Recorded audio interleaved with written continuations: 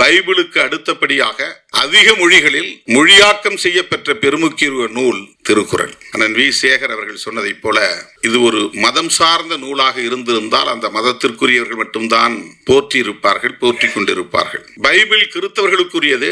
அதனால் உலகத்தில் எந்தெந்த மொழியை பேசுகிறவர்களும் கிறித்தவத்தை ஏற்றுக்கொண்டிருந்தால் அந்த மொழியிலே பைபிளை மொழியாக்கம் செய்கிறார்கள். குர்ஆன் இஸ்லாமியர்களுக்குரியது. இஸ்லாமியர்கள் உலகம் தழுவிய அளவில் வாழ்கிறார்கள். அவர்கள் என்னென்ன மொழிகளை தாய்மொழியாக கொண்டிருக்கிறார்களோ அந்த மொழிகளில் குர்ஆனை மொழியாக்கம் செய்து கொள்கிறார்கள்.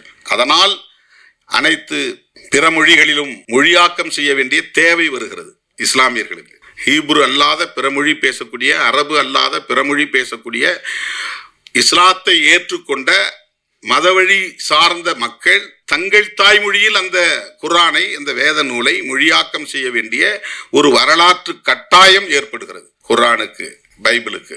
ஆனால் அப்படி எந்த மதத்தையும் சாராமல், ஆனால் எல்லா மொழிகளை சார்ந்தவர்களும் ஒரு மொழியை மொழியாக்கம் செய்திருக்கிறார்கள், ஒரு நூலை மொழியாக்கம் செய்திருக்கிறார்கள் என்றால் அந்த பெருமைக்குரிய நூல் திருக்குறள் மட்டும்தான்.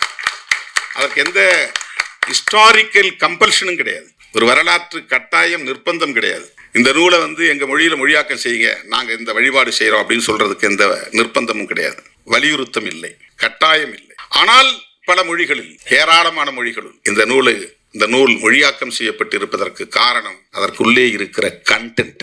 அதுதான் முக்கியமானது.